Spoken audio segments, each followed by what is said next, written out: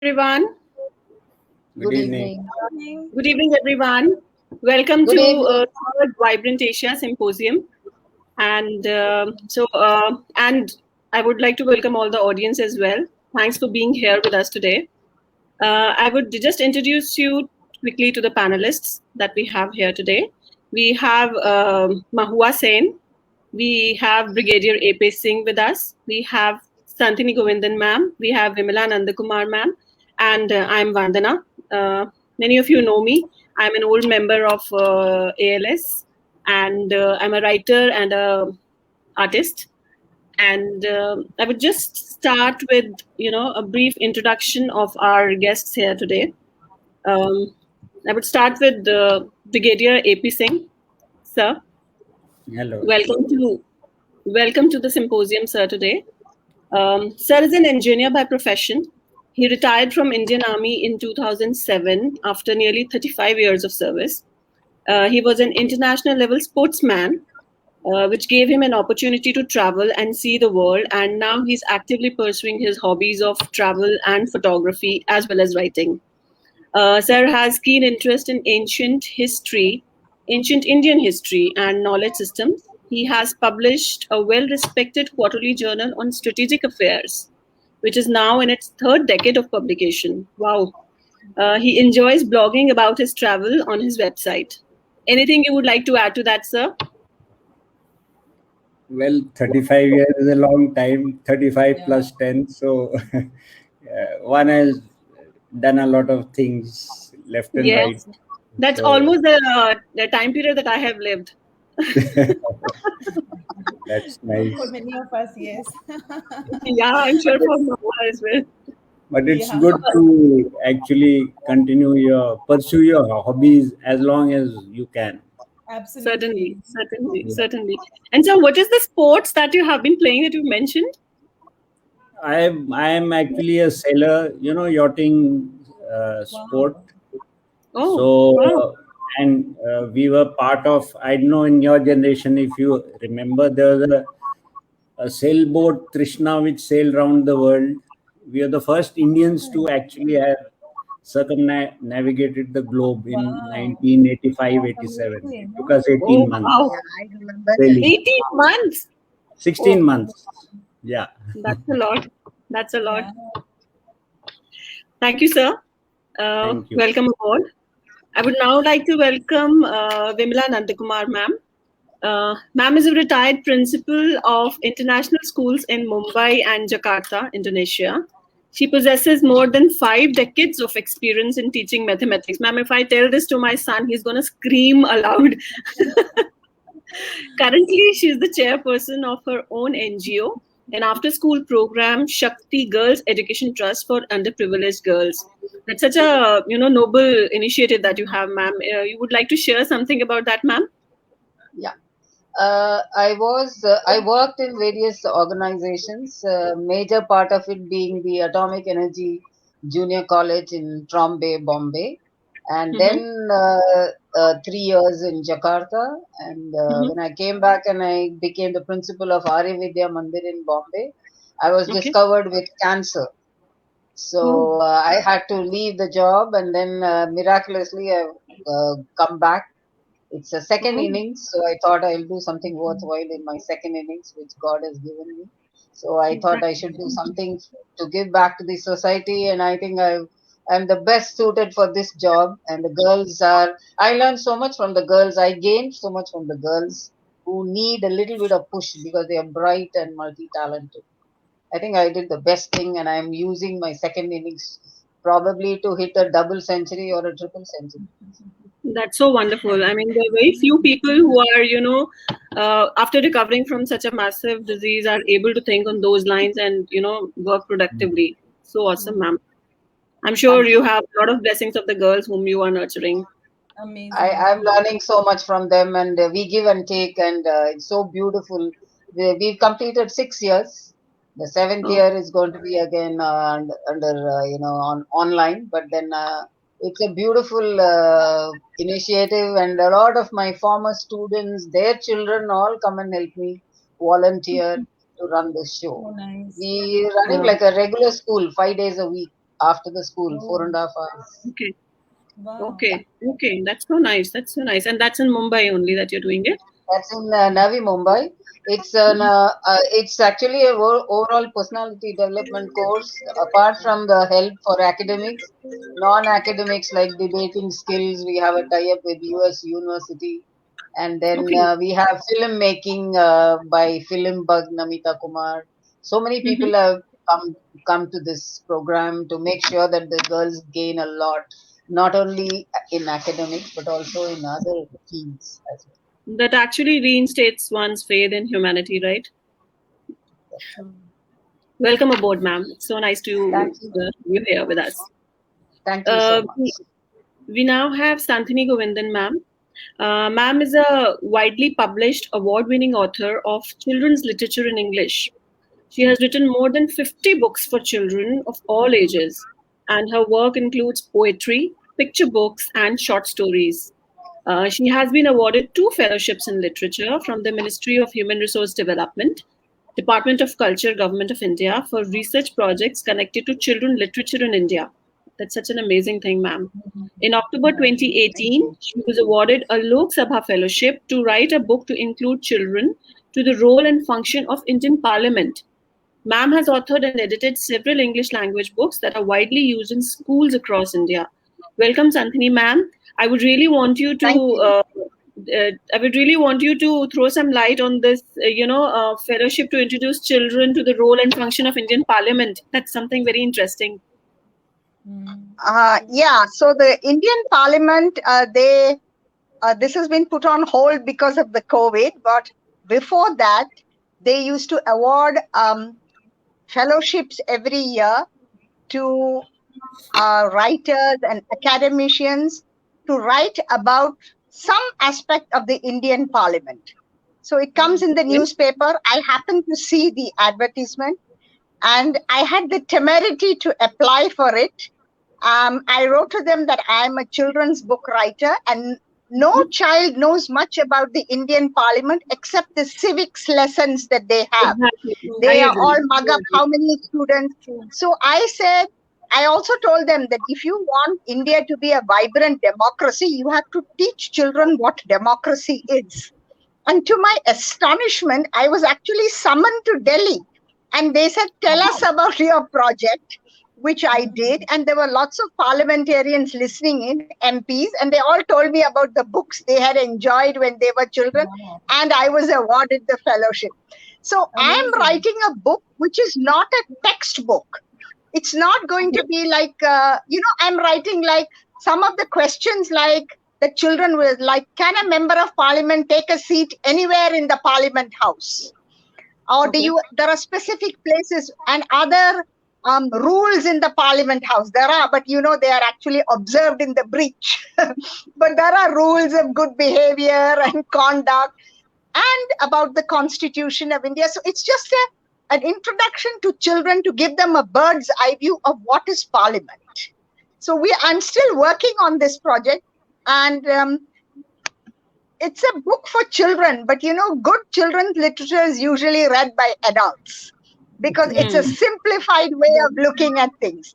So I'm hoping that this book will be widely used when it's finished. Amazing. Nice.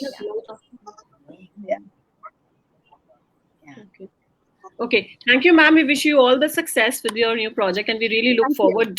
I hope my younger one will be able to read your book in his course curriculum or somewhere. I hope the one would have been passed out by SST by then. Okay. Thank you, ma'am. Welcome aboard. We now have Mahua with us.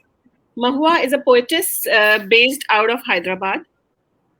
She has worked with Hindustan Times, Standard Chartered Bank, GE Money, before joining BEO, that's Bullseye Outsourcing, where she's currently working as a regional director. Mahua Sen has published a poetry anthology named Insights under the flagship of Author Press. Mahua has also edited and compiled a book named Flock the Journey, published by Raindrops. She's a recipient of Poesis Award for Excellence in Literature in 7th Bharat Award 2021. That's amazing, Mahua. and Distinguished Poet Award in 10th Rabindranath Tagore International Poetry Contest, apart from many other awards. Welcome aboard, Mahua. Anything you would want to share about yourself, which I have missed out? Yeah, apart from all this, I'm a mother of 2 naughty kids. Okay. Okay, I think we can now. A brief about myself, which I think Manoj was supposed to say, but I think he's missing somewhere. I don't know. So I have been writing. My writing journey started in 2016. Before that, I was a banker, and then I left my job for the sake of my children's growth and upbringing. And so I've served in corporate world for about a decade. And I moved to writing, and I've been really enjoying that. Writing was a new journey and a new beginning for me. Like I don't know, Vimla ma'am said second innings, तो मुझे याद आया मेरी भी वो second innings ही है kind of. अब इसका मतलब when I retire, that will be a third innings for me. I can relate to this. Yeah, I'm sure. So I have been with ALS since I guess at the time when ALS was not even 1,000 members, and now it has grown to 15,000 members. And I've written more than like 800 poems and articles in last 5 years or 6 years. Participated in various contests and won various awards. So ALS has been very supportive, and it has really helped my growth as a writer. And I'm truly obligated, and I'm truly, I have my full gratitude for ALS and Manoj Krishnan and the team over there. Without taking much time, yeah, certainly. Without taking much time, I would just like to start with the discussion. So we've all gathered here today to share views about the articles of all 5 of us that are a part of the journal that has been published in Journal of Asian Art, Literature and Culture. And we would start with a brief about our articles, and so that the audience are at least aware of what have we written about, and then we will take over a few questions about each of them. So I would like to start with Vimla Nandakumar, ma'am. Yes, ma'am. So would you like to share a few details about your article? So ma'am has written an article titled India and Indonesia, The Inseparables. So ma'am, what is it that prompted you to write about India and Indonesia? When I went to Indonesia in 2002 till 2005, I was there, but I didn't have much of idea of Indonesia and their culture and so on. When I reached there, I realized that it was just an extension of India, and I didn't feel homesick at all. I was there 3 years without my family, but that's because I was working in a school called Mahatma Gandhi School, and 150 Sindhi family fled from India in 1947 during partition, and they went and settled down there. And after 1948 assassination of Mahatma Gandhi, they started the school named Mahatma Gandhi Schools. Oh, wow. And so I continued to be part of India there, only that part was outside India. And Indonesians are such lovely people, so friendly. They respect Indians, they adore Indians. They feel that Indians are very clever, and their culture impressed me so much. And I found bits and parts of Indian culture, Indian temples everywhere, so very much a part of their culture that I thought I should talk about it. Not many people know about it, just as I was also unaware of that before going. Same here, ma'am. I had no clue. I had no awareness about this till the time I read your article. And after reading it, I got to know that there's so many similarities. It's like, I'm sure you must feel more at home while in Indonesia. Absolutely. And also the words, there are the Sanskrit words around, Tamil words around. I could hear them all the while during my stay there. I never felt homesick, and they made sure that I felt very comfortable there. And I would advise all of you to visit Indonesia. It's a place that one should not miss, particularly Indians. They will just adore you, and their red carpet will be rolled for you. Outside India, even in India, we are not admired so much. But outside India, if there is one country, I have traveled to 35 countries, one country where you are respected and adored and considered very clever, it's Mhm. Indonesia. You must Wow. visit that place. Wow. Wow. I'm not sure about others, but I haven't visited Indonesia. Mahua, have you? Ma'am, Santini ma'am? Oh, no, I haven't. No. And sir, you travel a lot. I'm sure you must have. No, I haven't unfortunately been to, though I've been to Singapore for 5 times, Singapore, yeah. I've also been to Singapore, yeah. one always I thought of have going to Bali and those places. Somehow it hasn't materialized. so So I once have the one situation is suggestion. fine, If ALS is going, I'll be your tourist guide. so you want to organize an ALS trip, huh? It's a beautiful country. I don't mind going any number of times. So a writing retreat in Indonesia, possibly. So that's why I chose this topic. Thank you so much, ma'am. Sir has written an article about the wonders of Hosala temples.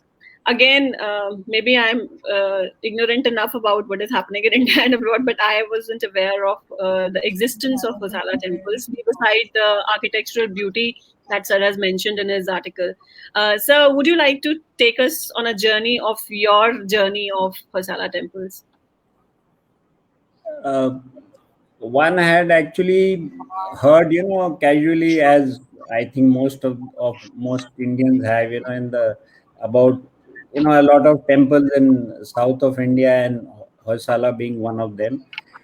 So it was just by coincidence that Swaraj, they organize heritage tours, and I just came across one of their advertisements online somewhere, and I thought it's a good opportunity to join that group. And actually, it was such an amazing coincidence that and they actually, the guides, who not guides, I won't call them guides, the persons who accompany are very accomplished. We had a professor who accompanied us in our trip, Okay. art historian from I mean, he's written a number of books and other things, phenomenal knowledge about all this. So it's a different level of experience when you actually Then you accompany, have, just yeah. when you travel with such a person. It's not I mean, True. he's not just a local guide. So I was lucky that way, that one could actually get so much of insights. And his name is Professor Kulkarni. He's Bangalore based. He's a professor in one of the colleges there. And there, actually, then one realized that, I mean, it was quite a sad state. I'll say that, myself included, one never had even heard of such stupendous feats of architecture. Actually, it's actually, unless you go there, it can't be expressed in words, because the fineness and the delicacy of the architecture is just phenomenal. And it's not few, it is a profusion of them. So it's actually, you get overwhelmed, when you stand in front of those monuments. It's actually an overwhelming experience, and one has to go there to actually uh, feel that thing, how it would have been sculpted, because it's unimaginable, actually. And that is why uh, I feel that I've traveled, as I said, a bit. I've visited numerous UNESCO heritage sites around the world and all. I think no place can match the Hoysala temple anywhere in the world for the Wow. quality of sculptures there. I mean, it's unmatchable. So, and it's a sad state that they are still in the process of trying to get UNESCO heritage status for them. That's how the sort of red tapeism or whatever it works. But it's par excellence. And I mean, as I said, it's just one has to go there to actually feel it. And the people who actually did the sculpting, the sculptures, the master sculptures, I don't think a normal person can, produce that output unless he was actually from within. It has to come out. So they're actually, you can say, possessed the people who worked, because otherwise you can't do that sort of sculpting. So it was a very different experience, and that's how I got so enthused to write, look, search more about it. And then, as I mentioned, I have a website where I do post my blogs. So we visited 10 temples. I posted actually 10 blogs, one for each in detail. I did a lot of research, and I take a lot of photographs. So those blogs have a huge number of photographs, and I spent a lot of time, writing about all this. So it is something great.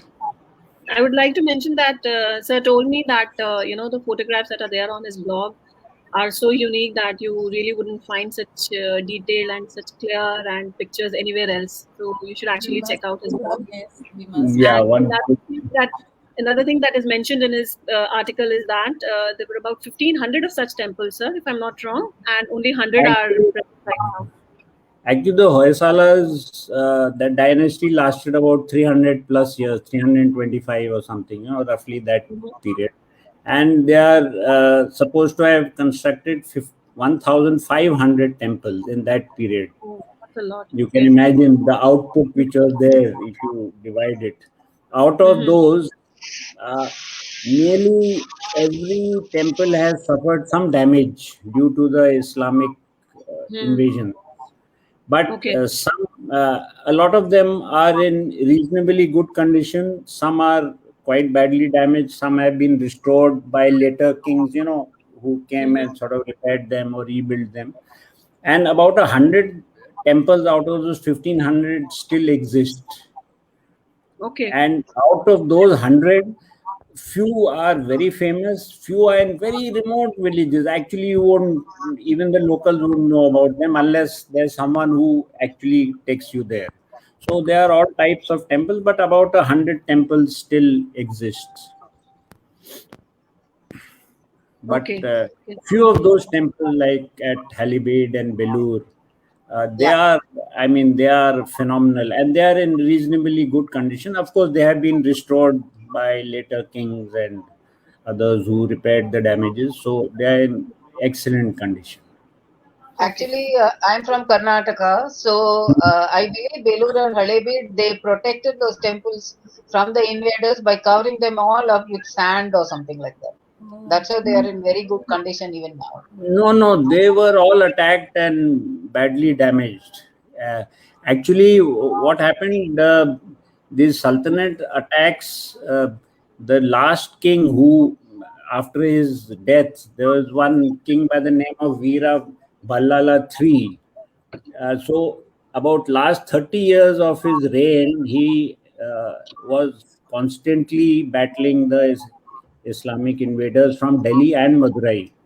And finally, he got killed in the Battle of Madurai in 1343.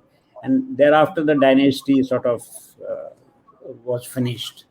So most of these temples were badly damaged. And later kings, actually this whole Hoysala area then became a part of the later Vijayanagar Empire, which came up subsequently. So those kings also then repaired and restored a lot of these temples back to their glory. But like a simple example, you'll see that Belur, Halibid, you'll see the temples are flat on top. Those towers, those shikras are missing. So it's not that the temples are originally flat. No Indian temple is flat. They always have those shikras and those, vimanas and the towers. So that way, many temples, they have all sort of gone with time. Okay. Thank you, sir. Thank you for enlightening us. I now move over to Santini Govindan, ma'am. Ma'am has written an article on Kathakali, the mystic dance of Kerala.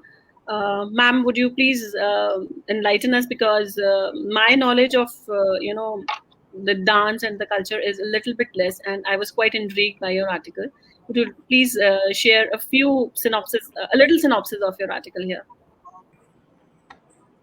So Kathakali is a Kerala dance, a dance of Kerala, I think most people associate and know of Kathakali because of the colorful costumes, the Right. unique costumes. Almost everyone has seen the Kathakali mask and the billowing skirts, but they don't really know much about what the art form is.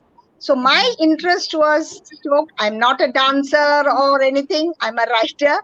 But when my mother was a little girl, she told me that her grandfather owned a Kathakali troupe. So in those days, this was about 75 years plus ago, the feudal families, I think it was rather like now Ambani has a private, theater with a Dolby system. The wealthy families had a Kathakali troupe, and they used to keep it, they lived in a big mansion, which was a joint family. So there were lots of uncles and aunts and cousins, and and the performance would be put up. And so my mother was about 7 or 9, and she said she would run to the veranda to watch them getting ready for the performance at night. And she said the Kathakali is always done only at night. There are no day shows. It is only after dinner. But they would start the makeup at 2 o'clock in the afternoon. So it would take that many hours. And the reason was because they have to apply the face paint. The face paint was always made with natural ingredients like vegetable dyes, rice powder, ground flowers and leaves. It was not like there was no chemical makeup. So they would have to make the dyes themselves. The yellow would be the haldi, and then they would mix it with kumkum, so they would get a flaming orange color. So it would take 7 hours to. So that's how my mother used to tell me how she would watch. Some of the actors had to have very red eyes, so they would put a seed from a capsicum into the eye. So that would irritate the eye, and so that would make his eyes red. So these are all natural ways. So her stories, made me very interested, and I had never seen a Kathakali performance. So I started doing a little research and thought that I should also write about it. So in those days, the stories are all Puranic stories from the Ramayana, from the Mahabharata. The actors were always men, no women.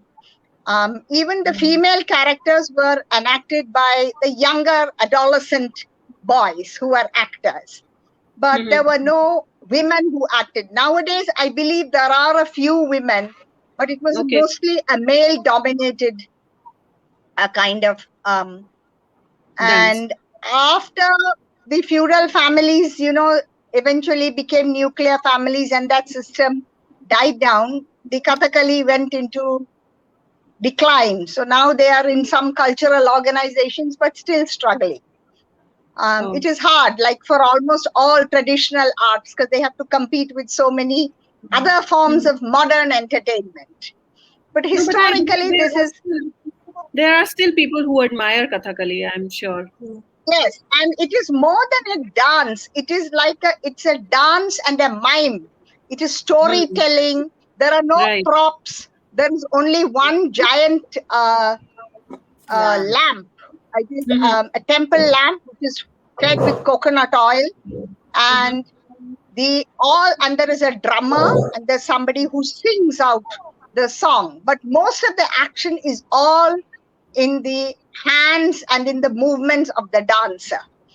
So a lot of imagination is required from the audience also. It's not like the idiot box where everything is done for you. A lot you still have to do with your own mind. Good. I mean, that's interesting, actually. I think that is the reason that it stands out from other forms of dances. It's kind of dance drama. Yes, it's like dance drama, right, Mahua? Thank you so much, ma'am. Thank you, ma'am. Thank you. Yeah. We would now move on to Mahua. Mahua has written an interesting article about Nepal. It's Riveting Nepal, a Cultural Flash. So, Mahua, would you like to share with us why you chose to write about Nepal? Why I chose to write? Well, I hail from a place in Bihar which borders Nepal, Okay. So Nepal is just 15 minutes from my hometown. So Mhm. Nepal is, you can say, a second home for us. So I have a Oh, very, yeah. did So you I ever have a cross the border to go to Nepal? all the time. It's like Oh, for really? grocery shopping, we go to Nepal. It's just 15 minutes, right? So it's very So you can close. actually walk down? I mean, just cross the Yeah, barbed yeah, wire and yeah. open to the new Actually, place? you can just, yeah, you can do that. It's very Oh, close that's by. interesting. So yeah, so I have a very close association with Nepal. Nepal is an Okay. incredibly diverse country, and you all know it's a home to multiple religions and cultures. And Hmm. the country has over 100 ethnic groups, and Okay. yeah, and it's virtually melting pot of many languages and ethnicity. Mhm. And as far as Nepali people are concerned, they're very friendly, warm, welcoming, Mhm. and are very proud of their traditions and cultures. They hold their culture very close to their heart. They Mhm. have a huge respect for visitors to their country. There's a phrase, guest equals God, which is prevalent in all the Nepali Atithi houses. Devo Bhava. Yeah, Atithi so, Devo Bhava, right? sorry? Atithi Devo Bhava. That's what we Exactly. say in India. Devo Bhava. Yes, Atithi. So offering whatever one has to a guest is considered to be kind of a moral duty. Mhm. So for this hospitality, many people have gone to Nepal I think we seem to have lost Mahua over there. It's Yeah, I hang. think must be some connectivity issue. Okay, we'll move on. We'll get back to Mahua later on. I'll just take a minute to adjust this light, which is bothering me. Yeah, it's I'll be actually trying to. Yeah, I think it's bothering everyone. So I'll just try to move my place. I hope it's better now. Yeah. yeah, yeah. Yeah, Yeah. I got. Uh, Yeah, I think she's come back. Yeah. Good. Yeah. So I'm yeah. visible now. So Am I visible now? yeah, you're visible now. Yes, Mahua, you're quite visible. So, Yeah, I Mahua, was. what is your article? Would you just like to share about that? Yeah, my article is basically based on the cultural aspect of Nepal. Basically, I have tried to cover lesser known facts about Nepal. There are, Right. yeah, there are, a couple of things that probably out of Nepal people do not know about. So I wanted to highlight those things. So my There article, are certain interesting facts. yeah, there are a lot of things that there are a lot of things which I could not even include in my article due to since we had Oh, word constraint and everything. what's the name? Yeah, and there is a thing called sky burial. If any of you know, it's it's not a burial at all. It's an act of Mhm. leaving the corpse exposed to the elements, often in an elevated location like a hill or a mountain. So especially it's prevalent in Tibetans, but many Tibetans live in Nepal. So the idea at work here is if your body is just a shell of your spirit, which will be Mhm. reincarnated anyway, then if your spirit has left it and it could nourish another creature, then it should. So it's considered as alms to the birds in Tibetan. It's considered important to not waste the opportunity to kind of help another living thing. So that I Mhm. find intriguing, you know. And there Yeah. are a lot Yes. of things like that. There's this Gai Jatra, which I'm sure you must have read, Vandana ma'am. So Gai Jatra is a festival of dancing and singing, mirth and laughter. Mhm. It's kind of the festival of cow is celebrated in Kathmandu Valley, Mhm. especially to commemorate the death of loved ones. As a part of this Okay. festival, yeah, family members of the deceased, they send the children dressed up as cows to parade on the streets. So, Okay. yeah. So it is a time to remember the lost ones and also to kind of ease the pain. So, as we Hmm. all know, Gai means cow in English. So, Gai is regarded as goddess of wealth in Hindu mythology. We have grown Mhm. up reading Gai, Hamari Mata hai. So, yeah. Right. Yeah. So, sharing of sorrow and taking comfort in knowing that the lost soul is safe is the true reason of celebrating success. It's interesting how, different cultures, although they differ in their beliefs, but still they synchronize somewhere. Like even we worship cow and they also, consider it holy in some of the other manner. Glitch, I guess. Can you come again, Vandana ma'am? I was saying it's interesting that, how different cultures, ultimately synchronize on the same thing, yet have different, different beliefs around that. Exactly. So I have tried to highlight things like this, lesser known fact about Nepali culture in my. It was very interesting read. I would urge everyone to please read all the articles. All the articles are very different from the normal knowledge that you would get on, Googling about one particular place. It's like consolidated information about that particular topic, that particular theme, be it Kathakali, be it India, Indonesia, be it Hoysala temples or Nepal, or even my article, Mandala for that matter. You would actually get consolidated information and, something which is well researched and validated and verified. I really I love read going through. all the articles were very interesting, and we would like Yes, to listen to your Mandala Art also. It's so very interesting. yes, It's ma'am. so Yes, interesting. All ma'am. the articles were fantastic. True. And you're such an amazing mandala artist, Vandana ma'am. Oh, thank you so much. Thank you so much. So a lot of people here, I'm sure the audience as well knows that I have been creating mandalas. See, it's not something that I have been doing for years or ages, even not, as new or old as my writing. I have still been writing for 2000 since 2016, but I started doing art only last year.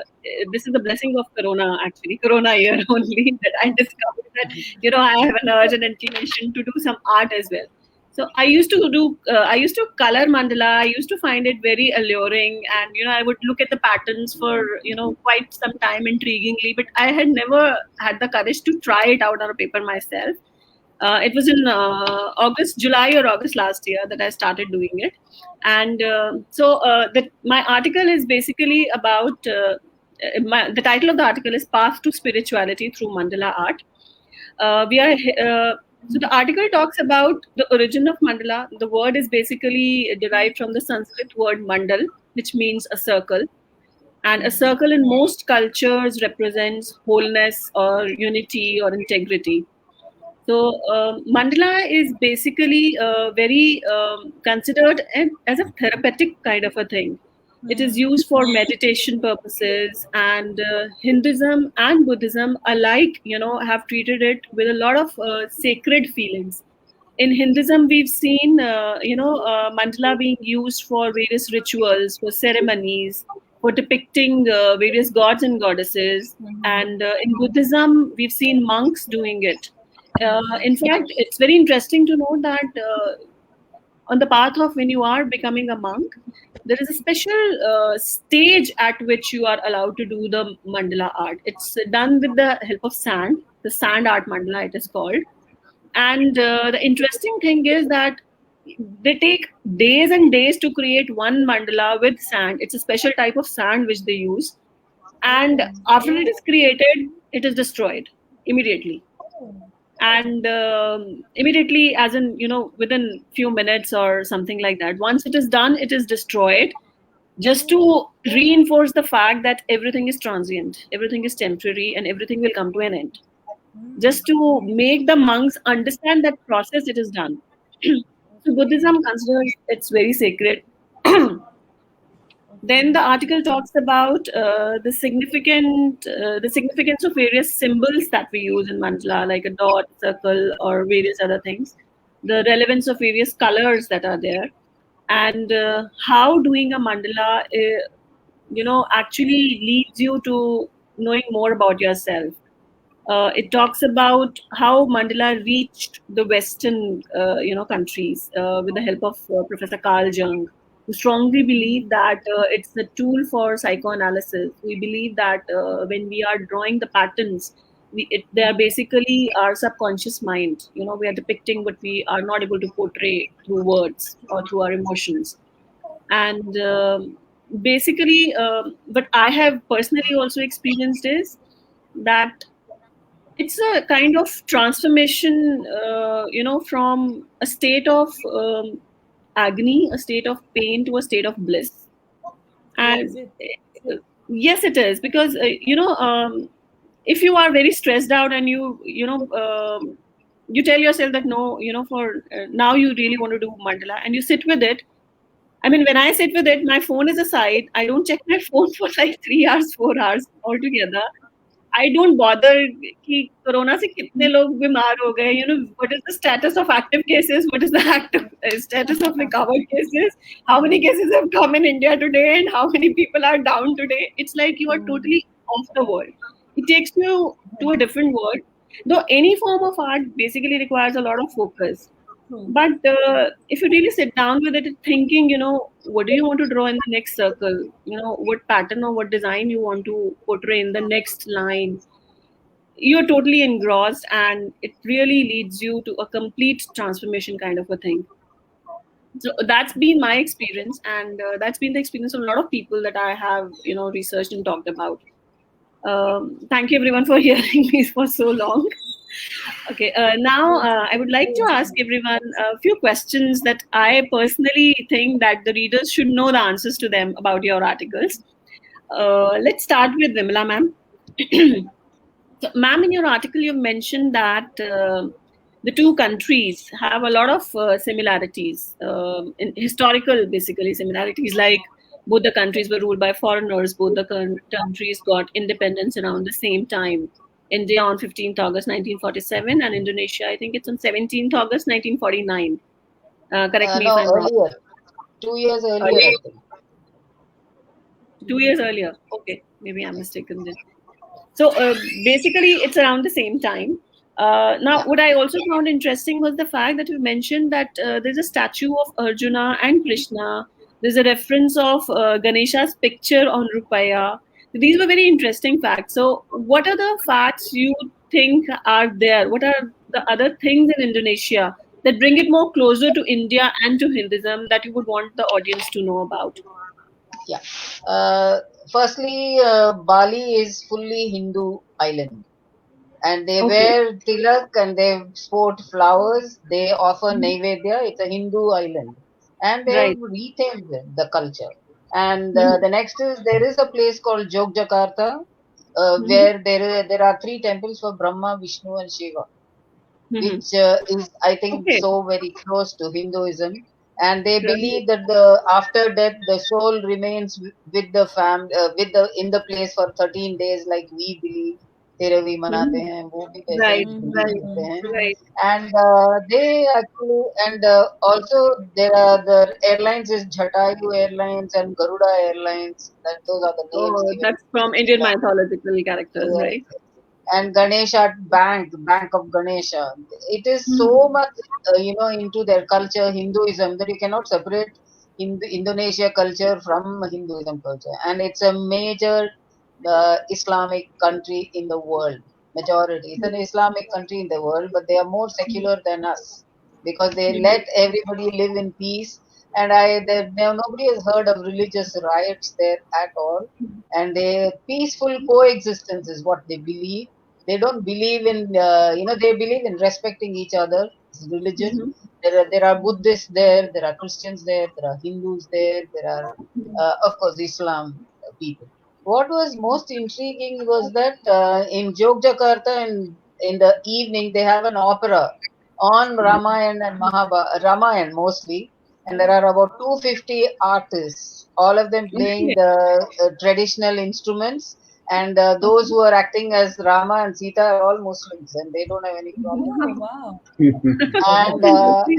I witnessed the Hanuman setting fire to Ravana's palace. They actually the roof was set on fire in the Oh, late in the night. I witnessed the 250 artists performing, and I'd Wow. never seen that in India. And my only 250 appeal, artists. yeah, 100, 250 artists, and it's a beautiful opera show that they have. And you will see the Brahmanan Temple. That's what they call the three temples in the background. And beyond that is the Merapi volcano, which keeps giving smoke. It's so picturesque, and I think it's an that's not even unbelievable when experience. That's not even done on Ramlila over here. 250 artists, so I am not sure And if most they're of them done. Muslims. That's what I'm saying. Most of them are Muslims, and they don't have Muslim. crime. That's amazing, right? That's amazing, really. Something So interesting. I find that they are very, very close to Hinduism, and they keep. I ended my article with a very interesting note. When we asked them, how is that you are so very respectful of all other religion, particularly Hinduism? He says, I can't, I can change my religion, but I can't change my ancestors. So many of the Indian kings have gone up to Thailand, Cambodia, and Indonesia. So the Hinduism has spread so much. They don't want to separate themselves from Hinduism. They are with Hinduism. So I found it amazingly interesting to be It is. there and to find out all this. It certainly is.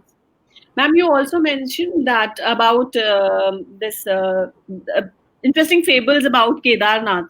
Would you want to share that with us? Yeah, Kedarnath and Badrinath we did together. Those Okay. are two of the Char Dhams.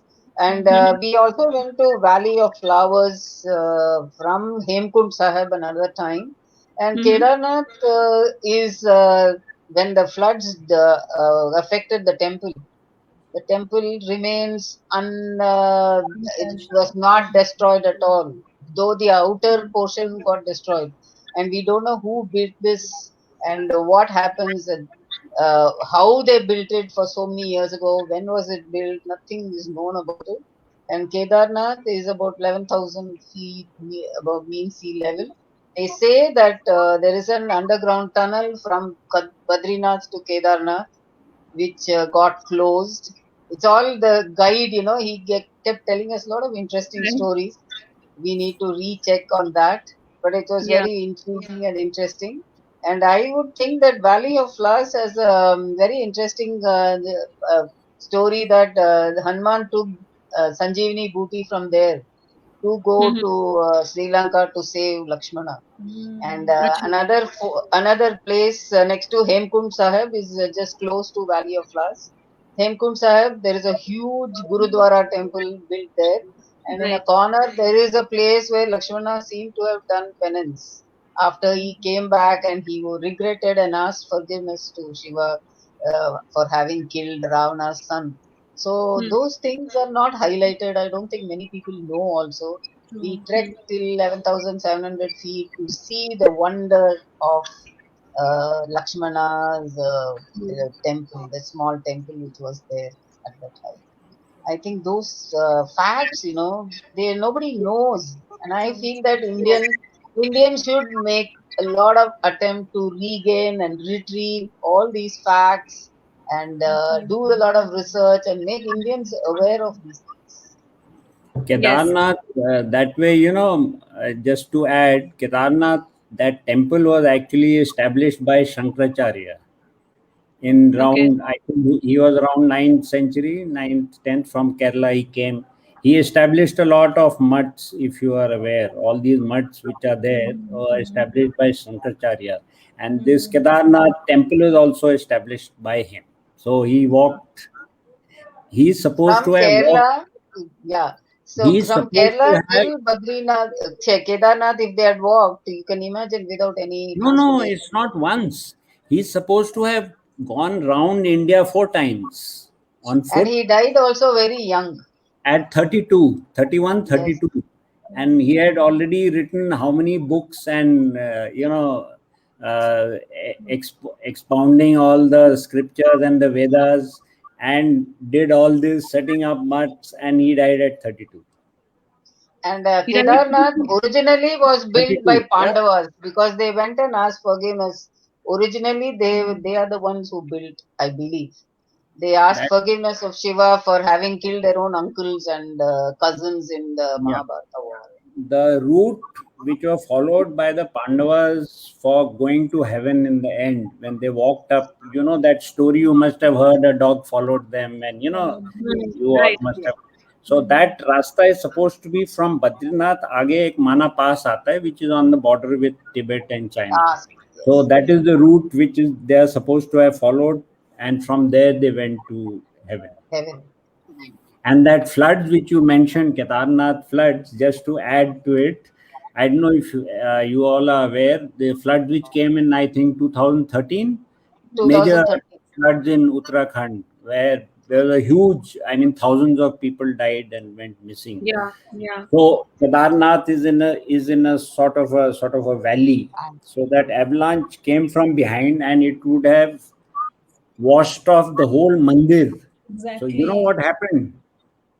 There was a huge boulder which rolled down with the avalanche, and it came and got stuck just behind the temple. And that whole avalanche went from the sides of the boulder. The temple was not touched. Rest everything was washed away. I had read about that. Yeah. Remember? I So saw a that is documentary on whether that. you call it coincidence or it was sort of Or you call it God's fate. will. God protected the temple. Yeah. And that boulder still lies there, by the way. It's not a small boulder, it's a huge, massive, about the size of the temple itself. Mm-hmm. It We seems like you trekked have for been to about that. 11 hours, I think. 11 hours. 5:30 morning we started trekking in an empty stomach, and we reached there at 4:30 in the evening. So Oh, constantly we were trekking over glaciers and over small rivulets and so on. And then when we reached there, there was this Maharashtra Nivas who said, yeah, basa, khichdi kha. And they fed us also. And in the night, when we came out, we saw it was all snow covered, full moon, and then the temple. It was so picturesque and magical. I I'm don't think sure. I will be able to do it now, but I did it a few years ago. And imagine trekking continuously for Uh, 12 hours. but people consider themselves blessed if they do it once in their lifetime. So I think you should be grateful for that. Yes. I'm always grateful for all the opportunities that I got. Yes, ma'am. Thank you, ma'am. I'll quickly move on to Sir. Sir's article has really, created an urge in me to visit the temples, to witness the beauty of the architecture, like Sir was explaining earlier also. So there's a mention in Sir's article about Amruteshwara Temple, which was built in 1196 CE. And he's written that there is a lamp in the temple which has been burning for last 200 years. So would you like to throw some light on that? Actually, Amriteshwara temple was one of the oldest, earliest Hoysala temples constructed, Okay. and it is a temple devoted to Shiva, and that lamp which is burning. One fact about Hoysala temples you all should know, and the audience also should know, that most of Hoysala temples, even today, are live temples. Live temples means every day puja hoti hai, worship hoti hai, rituals are performed, pandit is there. So they are not dead temples. Like most of the ancient monuments are dead. You don't Right. have puja in Konarak or you don't have in other places. But most of the Hoysala temple, not most, but many of the Hoysala temples, including all the big ones, Halibut, Belur, they are all live temples. So that is a great feat. That means puja ho rahi hai from the day of their consecration. You can imagine from that time till today, every day puja hoti hai. So Amriteshwara temple is also one of those live temples, and that's how that lamp still burns So they never continuously. let the flame die. Not वो तो हाँ flame die, but I'm saying it's a great, if you just look at it and think from 12th century, 13th century, every day puja हो रही है even today, till today. And That इसका that's amazing. And just as an aside, that lamp consumes about 1 liter of oil a day. So you can just calculate how many how much oil liters. has gone into it. And there's another nice fact about Amriteshwara temple. I'll tell you, uska jo shivling hai, it had come from Gandaki river in Nepal, by the way. So Mahua will be happy to know that it has come from there. And next to the shivling, there's Sharda Devi ka murti is there. And in that whole region, जो बच्चों को in South India, you must be aware, there's a ritual when they start their studies, एक वो होता है ना अक्षर भाष्यम, Yeah. there's a ritual performed, पूजा करते हैं when they first start their learning the letters as a Every small culture, I child. guess. So On this is Vijayadashami. huh? On Vijayadashami they do. Yes, Huh. yes. So this is one of the main temples where all the children come for their that Sharda Devi wala ki murti is very revered for this, and all children come here for having that Akshar Bhashyam ritual performed. Okay, thank you, sir. Nice. Another quick question. So the temple of Halebidu has been described by Percy Brown as the supreme climax of Indian architecture. Why is it so, sir? You know, this Hoysaleshwar temple, which is in Halebidu, it is one of the biggest and the most famous of the Hoysala temples, and Okay. it is supposed to be the most sculpturally and artistically sophisticated temple of all of the Hoysala temple. Just to give you a few facts why this comment is there, it Sure. has about 340 life-size panels depicting scenes from the epics of Ramayana and Okay. Mahabharata. 340 on the periphery external wall. I mean, it's unimaginable. And there are those huge friezes and detailed, intricate work. You know, all those scenes are depicted. So 340 of them. And That's all. it is supposed to be, I mean, nowhere else you will find the profusion of that sort Even of I'm tempted to visit the culture. I know. Out of that, just to give you another amazing fact, there are 240 poses of Ganesha alone out of these. 240 Ganesha? pieces are only of Ganesh Bhagwan in different poses. Just, I mean, it's unimaginable. When you go there, you just keep looking and you don't know where to look. I mean, So it's how much actually, time did you take to visit one temple in that case? I mean, you would have spent like hours and hours in one temple itself. yeah, and as I told you, the Professor Kulkarni who Right. accompanied us, actually, every frieze, he will tell the story of that frieze, ki kahan se, kya ho raha hai, what is happening here, and uska fir So some nice. anecdote he'll have. He has vast storehouse of anecdote. He'll tell some story, how it was made or kaise banaya, kya, you To know. make sure that you don't miss anything. It was. I mean, it was, as I said, a phenomenal trip. And any Indian, I think, any person in the world must visit these places to actually see ki kya, what can be produced by human hands when you are actually when you give yourself fully, as you're saying, you're in a different world. Awesome. And I'll give you just one more example before you leave. If you visit any of these temples, you would have seen outer walls, there are those bands of sculptures from the bottom, niche row of elephants, row of horses, row of, you must have seen many of these old temples. So Vaishnava temples, again, this is one of their defining features is they normally had 6 bands, the lowermost being elephants, then horses, then lions, then, then scenes from Puranic epics, also depicted. So just to give an example, like the periphery of the temple is about 200 meters. 200 meters. Okay. And those elephants and horses are just about this size. Chote hote hain in a row. No two elephant or lion is same. In the 200-meter periphery, you will not find no two poses being same. Every pose is unique. That's quite interesting.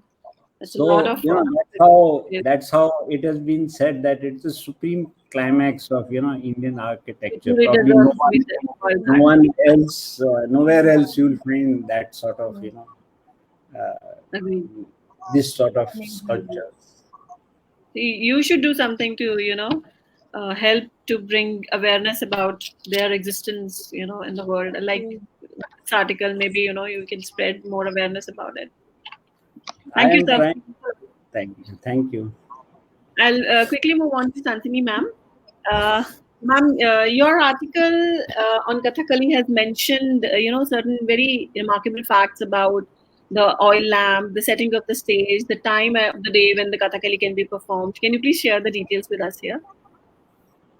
Yeah, I've already told you it's only performed in the night Right. after dinner usually, and Yeah. all the actors, they have different color face paint. So Okay. the heroes, like Lord Krishna, Arjuna, or Lord Rama, usually the face is usually a bluish green. Okay. And that is made, I told you, with vegetable dyes, with leaves and indigo. And for the beard, everyone has a beard. You must have seen the pictures, like a white frill around the face. Yeah. That is Yeah. made with rice paper or with rice flour. For the villain, like Ravana, always has a red face, and Okay. the lesser demons like the asuras and all, they have a black face which is made with charcoal. So the actors, according to their seniority, the most experienced actors and those who are, very well versed. To be a Kathakali artist, you should also be very well versed in the Puranic stories. You have to have a little imagination and to be a poet, because To be it able is to also a understand. religious art. So they say that when they take the costume, they actually become Krishna or they become Arjuna. And for the audience also, they interact with them in that way. For those few hours, they actually seeing Krishna. And you will see in my article, there is one episode which happened in Kerala, that one of the villains who was acting as a demon, he threatened the Lord, and it was in a Krishna temple. Even in the famous Guruvayur temple in Kerala, the 5,000-year-old temple, there are Kathakali performances, because they say that Lord Krishna likes to watch Kathakali. So there's always a Kathakali show in the temple. So that's a sort of an entertainment for the pilgrims also. After everything is over, their prayers and their devotion is over, then there's a religious drama. And during one of the shows, the actor got so carried away, and then they say, it's a legend, I guess, that the doors of the temple flew open and there was a flash of light and the actor was never seen again. So it touches a chord with the people, that it is a story, but it is a story which has been told over centuries. So it is that way a unique art. There are no props, no stage sets, no curtains, just the lamp. And there will be smaller lamps for the people to see, for the people to sit, smaller oil lamps. But pretty much that is it. Also, Ma'am, you because mentioned one of the that, reasons, sorry, yes, please tell me. continue. One Ma'am, of the you reasons is mentioned, because it's Puranic tales, so it is between heaven and earth. So there's no need to have any props. okay. So it's supernatural. All these are taking place in a celestial happenings. So there is no need to have props like trees and things. So the focus is entirely basically on the performance, actually, when you don't have On the any performance, props. yeah, exactly. On the performance. So that's why they are very skilled performers, because of their body movements and their facial movements. That's through their actions they tell the story. Right, right. Thank you so much, ma'am. You've actually covered both my questions. So I'll now move on to Mahua. Mahua, you have mentioned some very, interesting fact about the tradition of marriage in Nepal.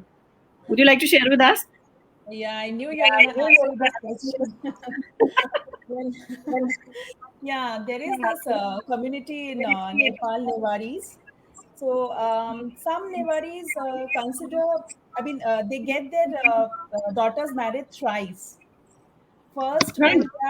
within 5 to 10 years, they get them daughters married to wood apple, that is the bale. Okay. So, yeah. So, because they believe that Baal is a symbol of Lord Vishnu. Mm-hmm. So, they believe once a girl gets married to Lord Vishnu in the form of Baal, even if her human husband dies, she'll not be called a widow, as her husband in the form of Oh, Lord Vishnu okay. is immortal. Okay. So that is the main reason. And why bale? Because bale is considered to be very tough fruit because of its hard shell. So the ceremony with the bale is conducted to ask Lord for a similar strong groom. So that is why they get their daughters married to Baal first, and the second marriage is they get the daughters married to the sun god. That is between again age of 10 to 12 before the girl reaches puberty. Thousands. Okay. Yeah. So this is also called Behra Tegu or Gufa Okay. Rakhne, this sun marriage. So it Okay. lasts for 12 days. So Behra means cave and Okay. Tegu is truth. So Okay. not, of course, not the cave per se, but girls during this ceremony are put in a cave-like surrounding. It can be a dark room also. So they Okay. remain in the dark room for 11 days away from any man. And it must be that the girl must not have menstruated before this ceremony, as I said. And on the 12th day, she is being married to the sun because sun is eternal. So there's a big celebration on the 12th day. The grandmother will put vermilion sindoor on her head, and then the parents will give her shagun, and the maternal uncle will apply oil on her hair. These kind of customs are there on that day, and followed by a very big celebration, a kind of reception also. So The they feminist part of me is boiling at the time to hear all this. To have her cave, captivated in a room for 11 days. I was like, what the I hell? know, I know, I know, I know, I know. So this is actually done because in Newari language, there's no womanhood. There's no word called widowhood. Widow. There's Hmm. nothing called widowhood. So this kind of, I think, empowers women since they do not have to bear the stigmas of widowhood. Even after, as I said, the husband dies, she's never called a widow because she is married to the Baal and the sun god. Hmm. So yes. Right. Different, something very different that I found in your Yeah, article. So I yeah. thought the audience must know about this. And secondly, you mentioned some few lines. Mahua, would you like to recite those and explain us the meaning? Hami The yo Nepali sansar lines, something, right? I have to look for it then. Hami yo sansar. I just Okay. This, tried yeah, to this is remember this. 2 3 words. Yeah, yeah. This is this. Hami और संसार में एक चिन तो लागी मतराई आको हो की ना हतार की ना चिंता माया गरेरा जीनु रा जीवन मा फूल को सुगंधा लिए बसनु. This is actually, it means that live for this actually signifies, sums up their philosophy towards life. The Nepali philosophy Okay. towards life. They believe in living for the moment, in the moment, living for Hmm. today, not thinking about the past or the future. So it says that since life is very short, life is singular. Why worry or hurry? And along the way, do not forget to smell the flowers. So How it's like sweet. yesterday's, yeah, it's like yesterday is gone. So why would I spend my energy ruminating over it? And I'll learn whatever I can, and I'll cherish what I love. But yesterday is behind me, and then future is again abstraction. We do not know what's going to happen tomorrow. I could obsess about my dreams and goals and all that, but if I don't take action today, I'll not be able to reach them, right? So that is what they believe in. What you kind of do at the very moment is what will go on to define what the next moment will be. So yes, they live for the moment. Quite So inspiring one, huh? they live in the moment. Yeah, yeah, yeah. Yeah. They're very happy-go-lucky people, Nepalis, most of them. That's the general notion about them, right? Yeah, yeah, yeah. I mean, short Very warm. stature, wearing a hat, and Yeah, yeah, very yeah. happy-go-lucky types. I'm not sure Yes, how much of this is true, but that's the general notion. this is true. Actually, this is very true. They're very warm, very happy-go-lucky. They live in the moment. Uh, Hmm. Forget and forgive and go on, move on, spreading life and light and laughter. That is what they believe in. So yes. Okay. I think we've covered questions from everyone over here, and we just sorry. Vandana, you have been an amazing host. Since we have answered all your questions, now I want you to answer my question. Sure, sure. So Most I just certainly. wanted to know what is the relevance of color and shapes in mandala art. Each color, has been categorized as per different notions. So we can actually say that the colors are categorized as per the chakras, or as per the value systems, or as per feng shui. So as per chakras, for example, the red color represents first chakra, the white color represents the seventh chakra, and Okay. the yellow color would represent the third chakra, green would represent the fourth chakra. But the same color, if we consider it with respect to the value, means something else. Red would represent passion or fire. Green would represent peace. White would represent purity. So it differs as per what notion, what categorization you are following. And the shapes also have the same relevance. Like a circle, like I said, represents integrity or unity. Lotus flower in Buddhism is considered very sacred. So when we draw a lotus leaf, the symmetry in the leaves represents the balance. How much balance you have when you are drawing that, or how much balance is it representing. Similarly, an square would represent passion towards material pleasures.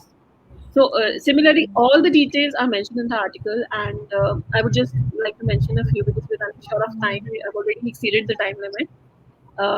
Thank you so much, everyone. We do not have the time. Otherwise, I had thought that maybe Mahua or anybody else can recite a quick poem. Mahua, do you want to? I wanted you to read Just a a quick poem. one. You write wonderfully. Oh, thank you so I much. wanted. I thought I'll ask you to read a poem of yours, but since we are Of running out mine, of time, yeah, we're running. We have 2-3 minutes. I was given a time of till 8:15, so maybe we have 2 minutes.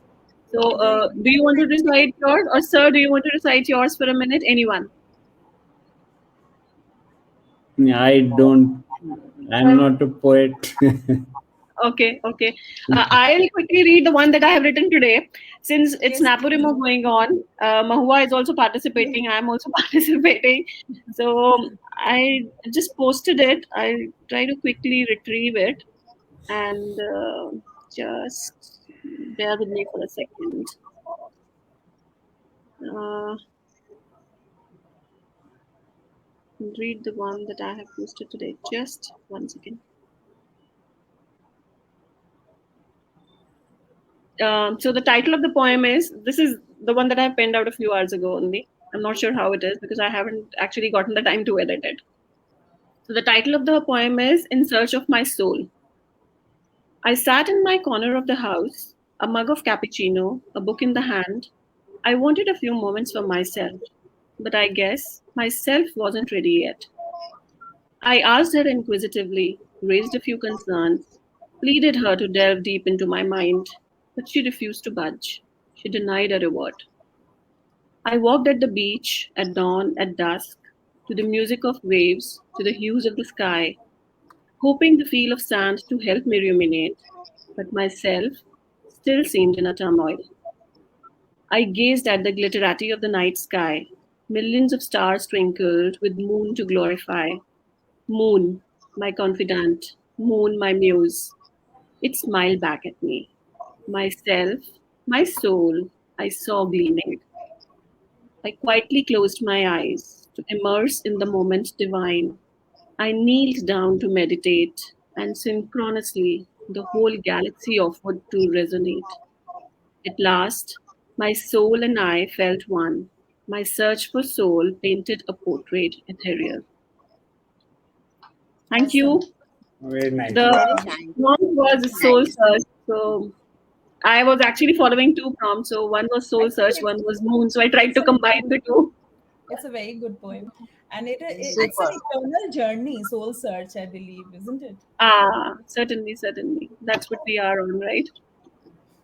True. It was a very interesting session. Thank you, all of you, for active participation and for bearing with my questions and Thanks everything. for having I us. hope. Thank you so much. Yeah.